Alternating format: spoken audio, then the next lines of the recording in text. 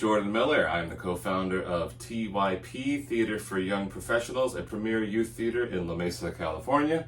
And one of the perks about being a parent of one of our students is that for every time we do a new production, I generally brew a home brew inspired by the show to have on hand for general merriment. Just a little something I always wanted to call TYPsy Brews.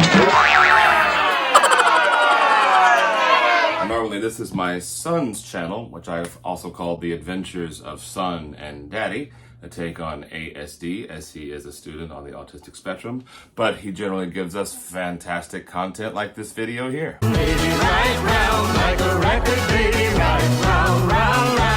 So today I'm going to hijack our channel because he's at school currently, and when he gets back from school, hopefully he can help me finish up this bad boy. So coming up, our next production at TYP is Stephen Sondheim's masterpiece, Into the Woods.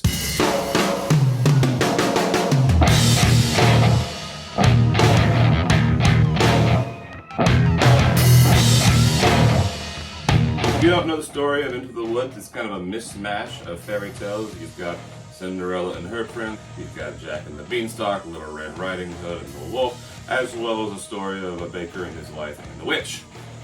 In Act 1, it always ends happily ever after. However, in Act 2, we find out maybe there's more to the fairy tale than happily ever after. Anyway, in this case, we're going to do a variation on a traditional Irish red recipe that I got from TYP brewmaster Jose Diaz, which is really a clone of the San Diego brewery Pizza Port's Shark Red Ale. So we're going to take the recipe, which first off calls for 9 pounds of liquid malt extract, and these are the CBW Golden Light Pure Malt Extract. And as these have a net weight of 3.3, instead of having 9 pounds, we'll obviously have 9.9 pounds, because, you know, math. So already, that's going to bump up our projected ABV, or alcohol by volume. Next, the recipe calls for 2.5 pounds of caramel 75 to give it that nice red color, as well as half a pound of caramel 125. Now, when I went to the brew store yesterday to get my steeping grains, they actually did not have any caramel 75, so I opted to boost it up to caramel 80 as opposed to caramel 60, because it said caramel 80 would give it a nice deep red color as opposed to a lighter red color, and I thought, what the heck, let's go big or go home. For you homebrewers, this malt smells amazing. Also, we're going to beef up the ABV once again with a pound of corn sugar right there at the end of the boil.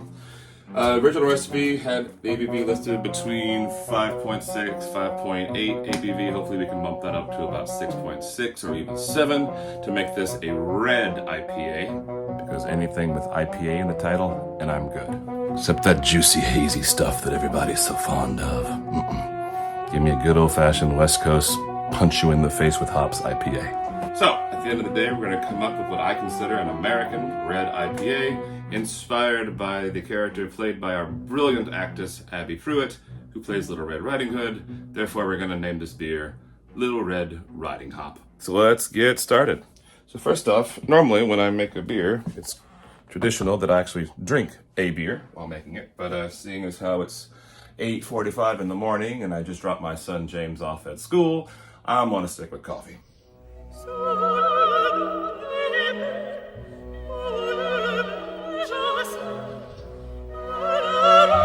Just as good.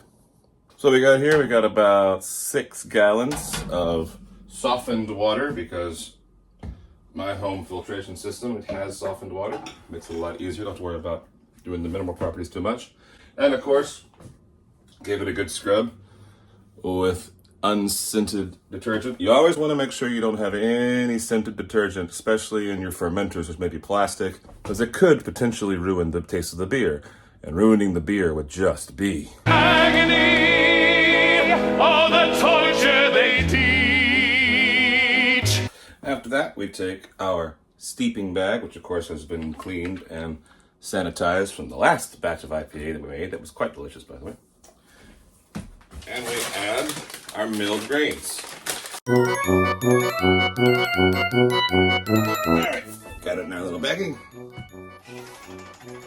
I'm gonna tie it on my also clean and sanitized brew spoon. For you Boy Scouts out there, I do indeed tie a clove hitch, which keeps it from slipping, and I can then maintain how far it goes into the water. And then we just drop that bad boy right in the water. So you can see. Make sure it's all done in there. And then we do what we call flame on. And so now at this point, I'm just going to put a lid lightly on top of the kettle. Keep stuff from, like, in the air falling into the beer. Like, I have a dog, so naturally there's dog hair everywhere. And as much as I'm a fan of the hair of the dog, I don't want that in my beer.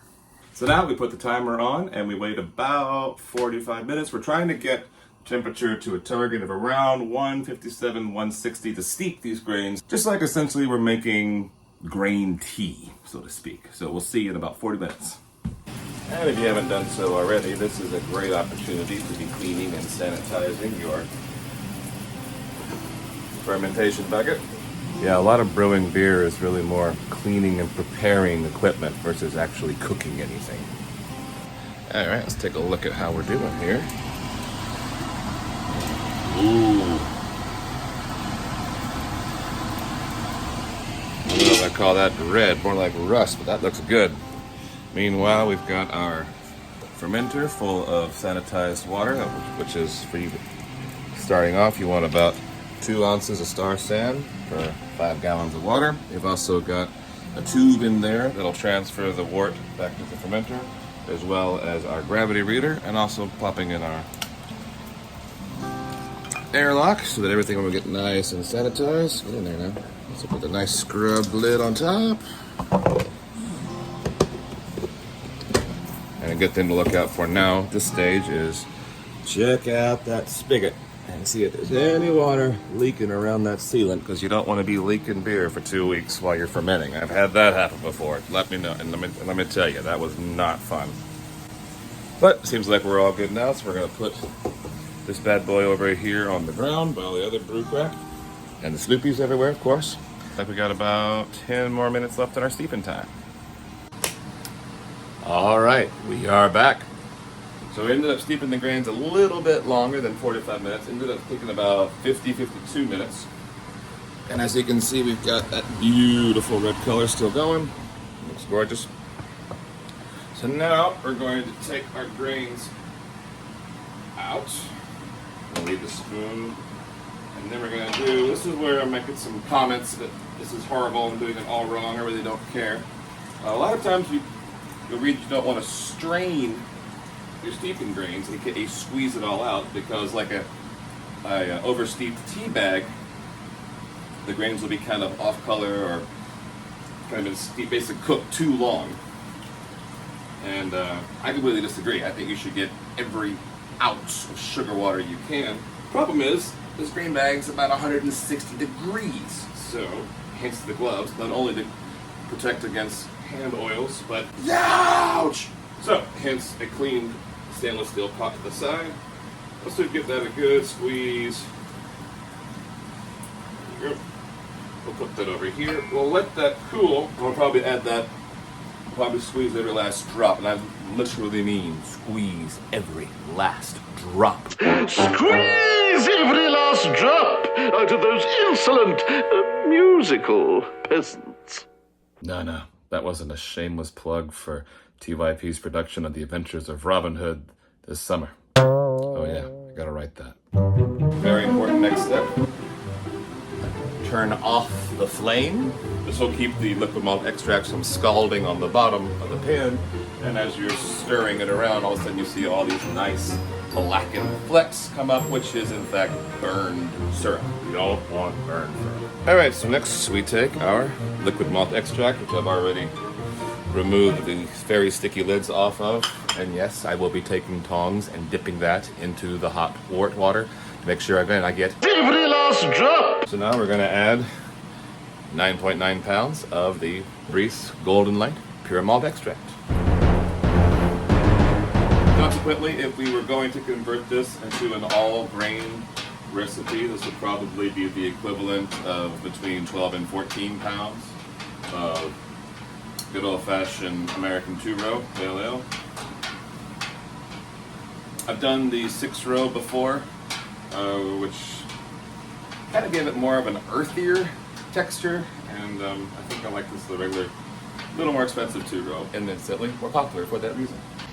Yep, you can see here, got the hot water in there, melting on that syrup, get every last drop, which brings us to our final canister.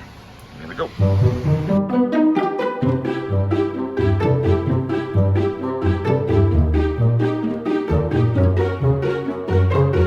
Getting close. For anyone getting started in homebrewing, the sugars are where it's at. The yeast, during the fermentation process, the yeast, which are live bodies, will actually feast on the sugar, and they literally excrete what will be known as the alcohol, the booze. And that will also give it that carbonated look. We'll add a lot more CO2 to that, obviously. And the fun thing is, you can add sugars pretty much any time in the process at all. You can add sugars in a secondary fermentation. You can add sugars at the beginning of the boil, middle of the boil, end of the boil. As you'll see, we're going to toss in the pound of corn sugar about 15 minutes towards the end. You can add honey, syrup. I've added Karo syrup before. Really doesn't really matter. Any kind of sugar is going to be what the yeast is after. There we go, getting close. Squeeze every last drop. Now we're gonna squeeze off whatever we can from our lids. Ouch! Beer making is an art, and we must suffer for our art. Okay, I know I said squeeze every last drop, but this is getting ridiculous. Make it start to move on. So now we're back, just gonna make sure that's all good and stir it up together. Scoop a little bit. Don't see any black pieces. I did pick out a feather, which must have gotten into the liquid malt extract at the factory, so that was fun. So you always keep an eye on your beer. And now we're ready. Flame back on. We're currently sitting at about, looks like 155 degrees, cooling down. The syrup malt, liquid malt extract cooled the wort about 10 degrees. So now we'll put our spoon off to the side. Come back to our trusty anti-dog hair lid. It is now 10:02. We are right on time. Should take about 40 minutes to get this to the quote-unquote hot break, which is when the first boil starts to happen and we can start adding our hops. As you can see, we are getting close. Every so often nice. Take the lid off and get this sucker a stir just to make sure nothing's getting stuck on the bottom. We're about 40 minutes in, so we're right on time. Looking for that hot break any minute now. And, that's what we want to see. We call that the first hot break. So now we're ready to start adding in our hop bill. It calls for 1 ounce of Magnum hops at 60 minutes, 1 ounce of Centennial hops at 30 minutes, and then half an ounce of Cascade hops at flame out, which is when you turn the flame off. Now I believe hops are kind of like garlic is to an Italian recipe. So whatever the recipe you're using calls for, you can easily double the amount of garlic, even triple it. Hops are kind of the same way. So there again, we're going to start with our 2 ounces of Magnum hops, solid bittering hop. This is one of my personal favorite parts of the entire brewing process.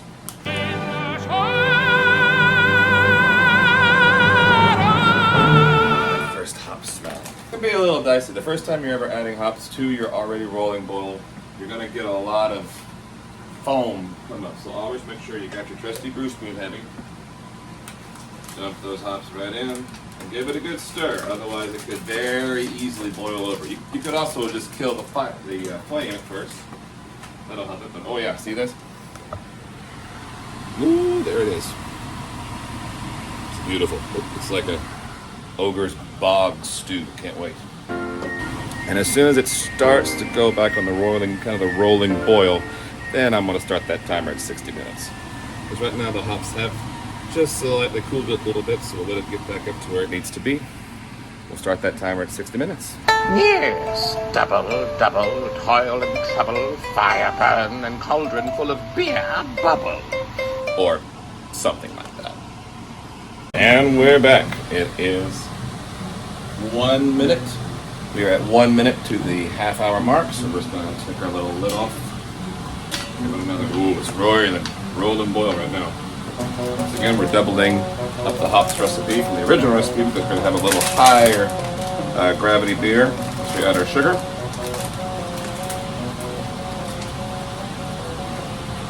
Boom. Right on time. So that's 2 ounces of the Centennial hops at 30 minutes. And that's going to be our bittering and flavoring hops. So while we're letting those hops do the work, fun facts about this particular brew kettle. So I learned how to brew beer the summer of 2016. I took a free demonstration from a homebrew store in El Cajon called All About Brewing. So I learned how to brew beer on this summer of 2016, and after the demonstration I was like,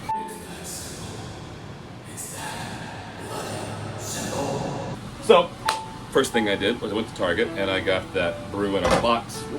Got the brew in a box kit, which is basically a gallon of this pale ale. This right here was the original beer that I made. And you can see there, James actually was part of the process, helping me brew it. Simple pale ale, but it was delicious. So I've kept this one. And the funny thing about this is that because it wasn't pasteurized, the yeast, it's basically been fermenting for, getting close to 6 years now. And I did notice, I don't know if you can see, there appears to be things growing in the top there, which shouldn't have happened, unless it's just been 6 years and it's been sitting on a shelf. Obviously there's a ton of sediment on the bottom. So, when my boy Jamie turns 21, I'm saving this for him. We're gonna crack this open, take a sniff and go, oh my god, that's not even drinkable anymore. Let's have some of Daddy's fresh beer. Okay, so now we're about 15 minutes before the end of the boil, and this is generally when I add my last round of sugar. We're going to add a pound of this good old-fashioned corn sugar.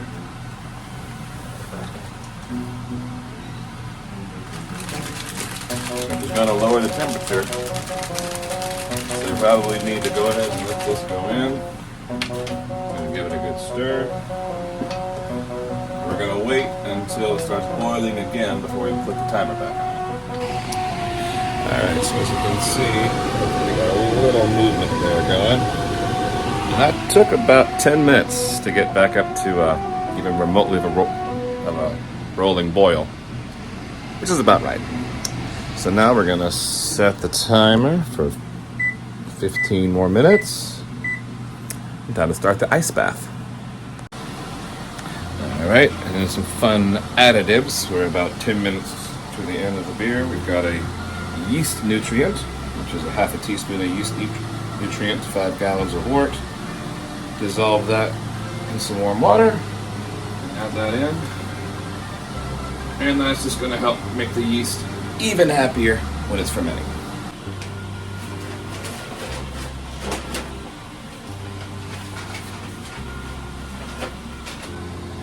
Alright, final countdown.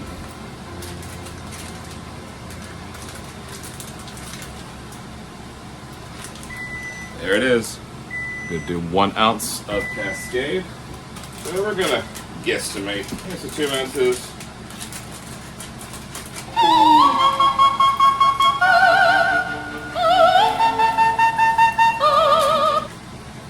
Oops.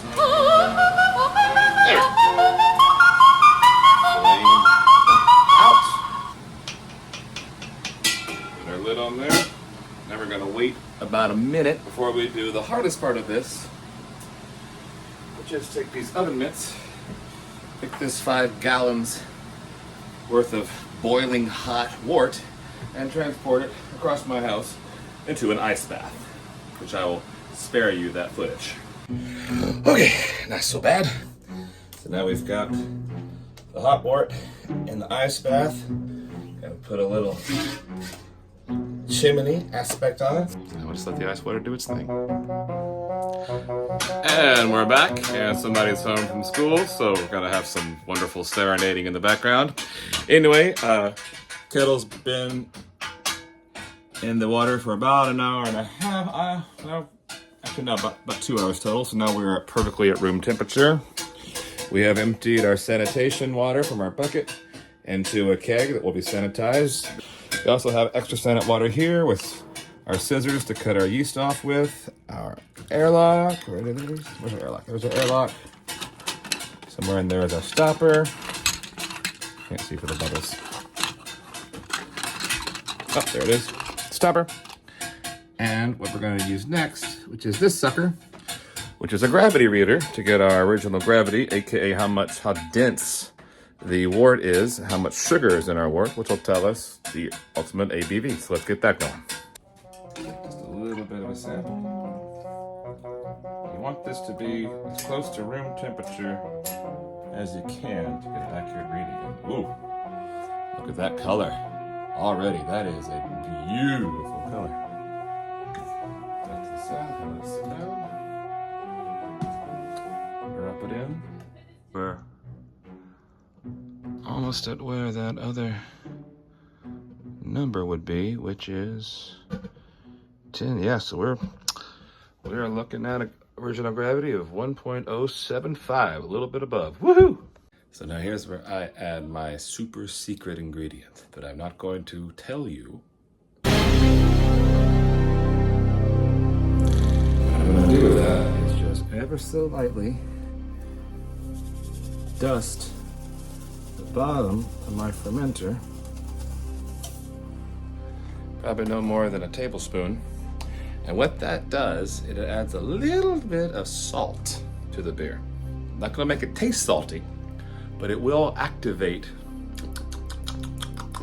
those glands on your tongue that when you drink it, you'll be like, this is good. I want to drink some more of this. So, does it make the beer taste better? Yes. No. Yes.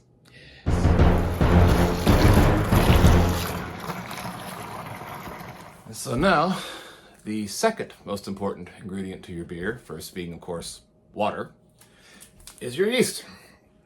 And for this beer, we're going to use the Safala US 05 dry ale yeast. This is a warhorse of a yeast. It's really hard to screw up your beer with this yeast.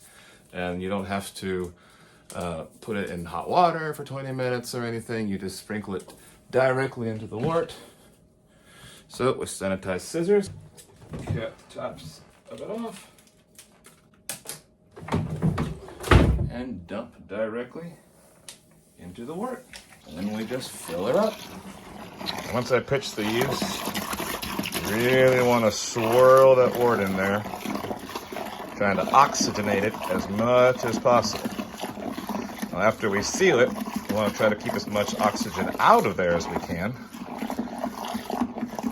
And sometimes some home brewers will get it good and sealed and then give it a good shake. I feel like this is about as effective as any other. Again, it also helps to kind of dissipate the yeast that we pitched. And we're just gonna let that go until pretty much it stops flowing out of there. Because inside we're gonna have a lot of ooey gooey hop residue. Now you can see our sample has had time to settle some of all that goo just talked about. Gives us kind of a clearer indication of where our gravity reading is. I still want to call it 0.075, but now we can really see that reddish hue already coming through. And that's just going to clarify more and more. All right, we're looking good. My guesstimation, not too shabby, a little over 5 gallons. Got it all pushed down and sealed, ready to go. Got our rubber stopper in, pop the airlock on it, put it in the corner. And here we are. So we've got our airlock on, which is half full of sanit water. You can tell if you press into the lid, you'll see it rise. That means we've got a good airtight seal. And what's going to happen now, all that beautiful yeast that we put in there is going to eat up all those sugars and make this from a very sweet tasting beverage into even more yummy beer. So we will see you in about 2 weeks.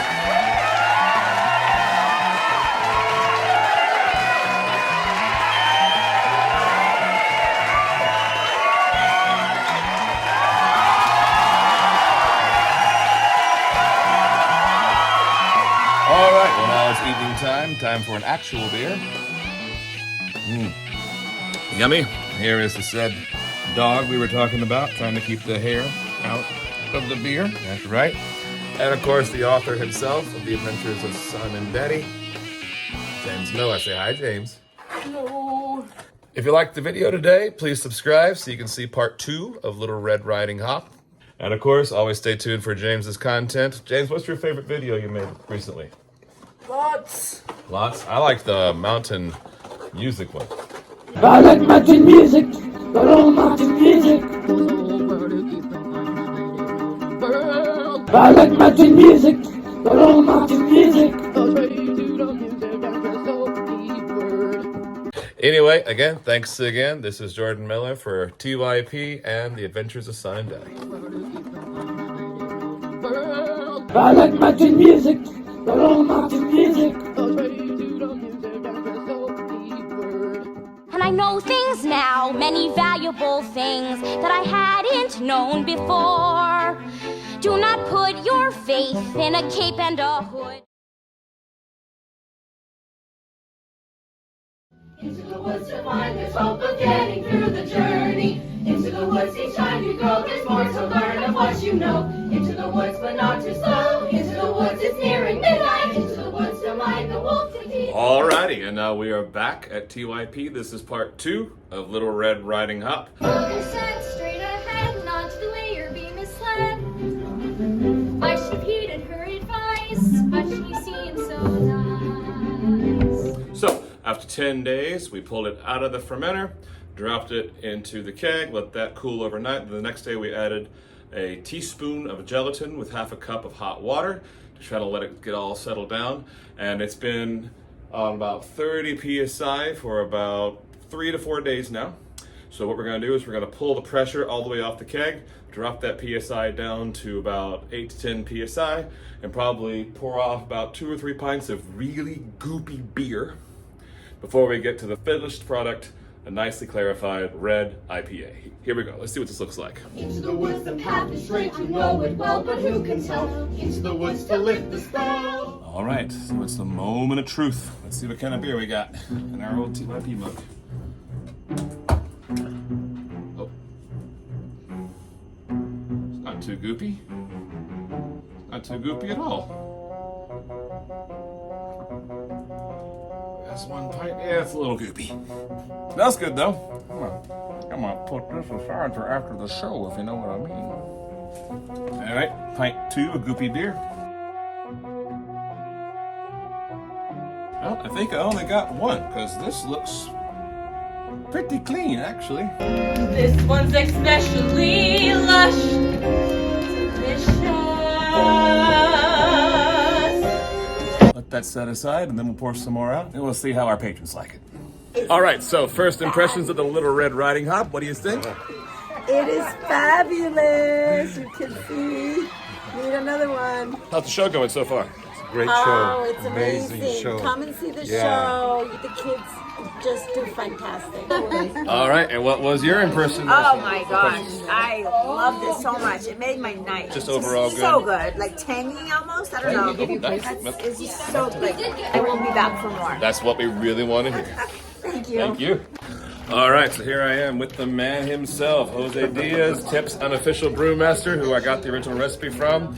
Jose, what are your tasting notes on the Little Red Riding Hop? Oh, starting off with the aroma, beautiful Citra and Cascade Centennial. So the just total, classic that was the accident because I got the wrong hops. But Right. hey, there's no accidents in beer but making, only discoveries. Beautiful little piney kind of flavors, a little caramel for those on the other coast.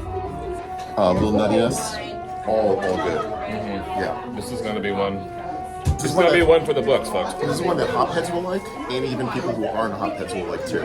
It's not that bitter. It's not. I'm surprised. It has a hoppy front end, and then it gets into the sweeter caramel malts on the back end that totally, go more the malt side of a beer than the hoppy side of an IPA will, right? So I think it plays to both audiences really well. Especially audiences coming to see Into the Woods. You like what we did there? Cheers. Good beer and good theater. Cheers. Cheers, folks.